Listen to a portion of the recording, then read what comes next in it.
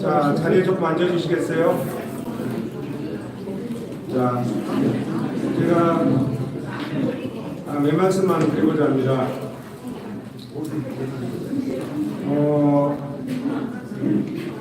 지난달 12월 6일 날 수원고등법원에서 CF스터미널 소송 변론이 있었습니다. 재판장님께서 이런 말씀하시더라고요. 전례가 없네요. 딱 그런 거, 전례가 없네요. 제가 그 얘기를 듣고, 자, 예, 조금 조용해 주세요. 예, 전례가 없네요. 그러더라고요. 이게 뭐냐면 1심에서는 원고적격을 인정을 받았습니다. 1심에서. 그러니까 안양시민이면은 CF스터미널이 폐지된 것에 대해서 누구라도 다툴 수 있는 자격이 있다 이런 얘기예요. 그것을 수원지방법원에서 인정을 받았습니다. 그런데 너희들이 주장한 내용이 좀 부족하다. 그래서 기각이 된 겁니다. 그런데 2심에서 다 조사하고 변론 다 마치고 나서 원고적격에 대한 전례가 없네요. 사실 전례가 없습니다. 그 얘기를 듣고 제가 충격을 받았습니다. 전례가 당연히 없죠. 어떻게 대한민국의 지방자치단체장이 5,500평의 땅을 자기 회사 앞으로 돌려놓고 그거를 자기의 권한을 이용해서 용도 폐지하고 거기에 오피스텔 49층을 지어서 수천억을 벌어간다는 대한민국의 지방자치단체장이 역사에 있었습니까? 없었습니다. 전례가 당연히 없지요. 그러면 전례가 없으면 이게 잘못됐으면 잘못됐다는 것에 대한 법원의 판결이 나와야 되는 거 아니겠습니까? 그런데 전례가 없기 때문에 합법성을 인정한다. 이런 뉘앙스가 풍겨서 제가 매체만 고민을 했습니다. 자, 여러분, 국민의 재산권을 지키는 마지막 보루가 어디죠? 법원입니다. 법원. 국민의 권리를 지키는 마지막 보루가 어디죠?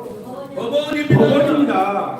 근데 법원이 자기 권한을 다 포기하고 국민의 재산권, 교통기본권이라고 하는 기본권을 지키기를 포기하고 국민의 권리를 지키기를 포기한다면 그러면 여러분 어떻게 해야 됩니까?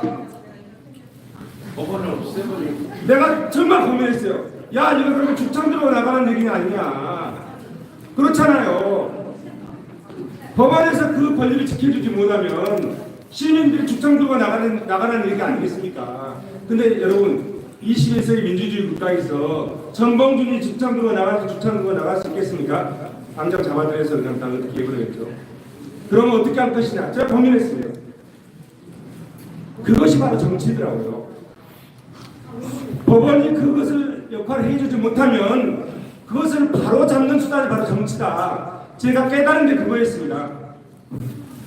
여러분 동의하십니까? 예. 법원은 국회에서 법률을 제정해주면 그것을 집행하는 기관입니다. 공무원입니다.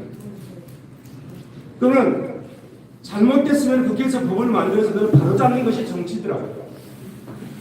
행정이라는 것은 만들어진 법에 의해서 가는 거잖아요. 국회에서 만들어진 거예요. 그러면 정치는 그 행정이 잘못됐으면 그걸 바로 잡는 게 정치더라고요. 그럼 죽창 들고 나갈 수 없다. 그럼 내가 정치인으로 가가지고 저 CF스터미널을 안양 시민들한테 돌려줘야 그것이 정의다. 저는 그렇게 생각을 했습니다. 여러분 동의하십니까? 제가 원래 한 달 이상 늦게 출발했잖아요. 저는 이렇게 생각했습니다. 제가 6년 동안 안양 CF스터미널을 안양시와 다투면서 이거를 이기면 내가 정치에 출마하겠다 이렇게 생각했어요. 이기면. 왜? 아무도 나를 안 믿어주잖아요. 처음에 나를 안 믿어주고 나를 고발하고 2번 고발당했습니다. 시민들이 내 말을 안 믿어주는 거예요. 소송을 해도 안 믿어주는 거예요. 지금도 안 믿는 시민들이 많아요. 이 정부들이.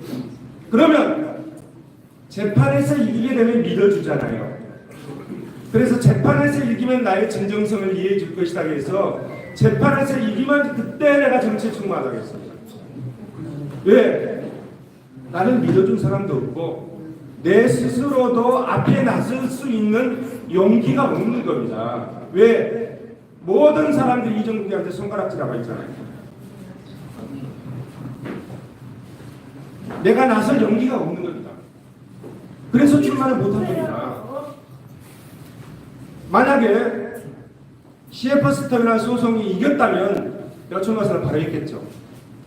그런데 아직 이길지 질지도 모르는 상태에서 제가 출마선을 한 이유는 아까 말씀드린 그것 때문에 법원에서 이걸 지켜주지 못하면 누가 지켜야 되느냐. 그거는 시민들 스스로 지켜야 된다. 그것이 이번 선거에서 저를 출마하게 된 계기가 된 겁니다. 그래서 한마디상 늦게 출마했습니다. 이게 이겨서만 출마하는 게 아니라 이기지 못해도 이걸 통해서 내가 출마할 수 있는 내 마음의 준비, 그 자신감, 그것을 재판장의 그 한마디를 통해서 내가 얻었습니다. 여러분, 내 스스로 정리되지 않고 내 스스로 가치관이 정리되지 않으면 앞에 나갈 수 없습니다. 여러분 그러지 않습니까? 지난 4년 전에 제가 경선에서 떨어지고 정말로 나락으로 떨어졌습니다. 그 경선도 공정하지 못한 경선이었습니다. 도대체 대한민국 사회에서 이런 경우도 있구나. 정말 나쁜 사람들이구나. 그럼 나는 뭐냐? 너는 그것도 대비하지 못한 바보 같은 놈. 그렇게 자책하면서 4년을 보냈습니다. 그러면서 터미널 소송을 하면서 저는 나설 용기가 없었고 제가 나선 걸 누가 나에게 도움을 해줄지 자신감이 없었던 겁니다. 그런데 판사님의 그 한마디 말이 저에게 불을 땡겨줬어요. 그래서 제가 출마를 결심했습니다. 1월 24일 날 재판 결과가 있었습니다. 어제, 그제. 그런데 공교롭게도 2월 28일로 연기됐습니다. 재판이 연기됐습니다. 저는 이 길이라고 봅니다.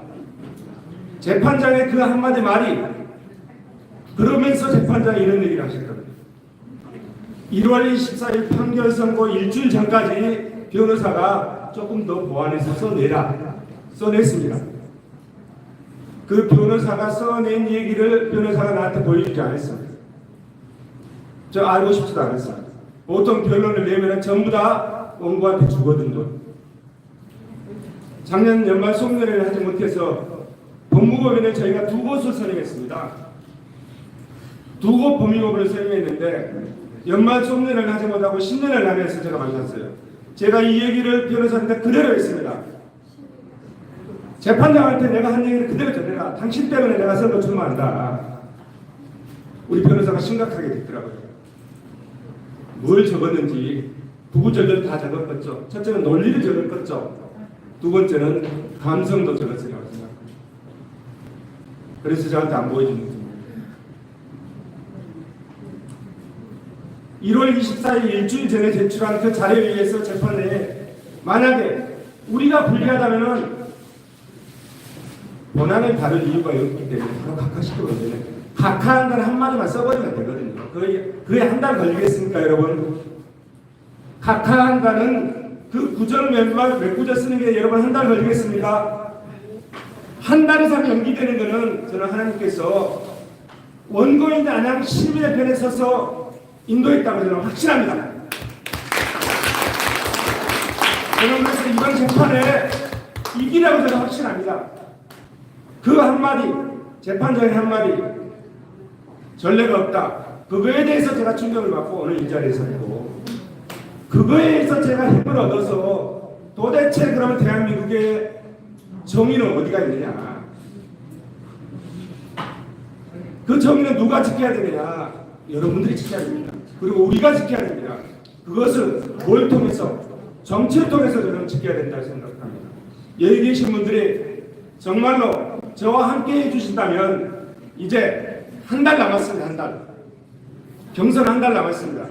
한 달 동안 경선을 해서 지난 4년 전에 정말 터무니없이 당했던 그 처절한 패배를, 경선의 패배를 여러분들이 저를 이끌어주시면, 후보를 만들어주시면 그 힘에 의해서 정말 대한민국의 정의를 지킬 수 있는, 사법부에서 지키지 못한 정의가 있다면 정치권에서 정의를 지키고 정말 대한민국의 8.1자 나라국자, 나라를 바르게 인도하는 그 자세로 여러분들과 함께 가도록 하겠습니다. 도와주십시오. 감사합니다.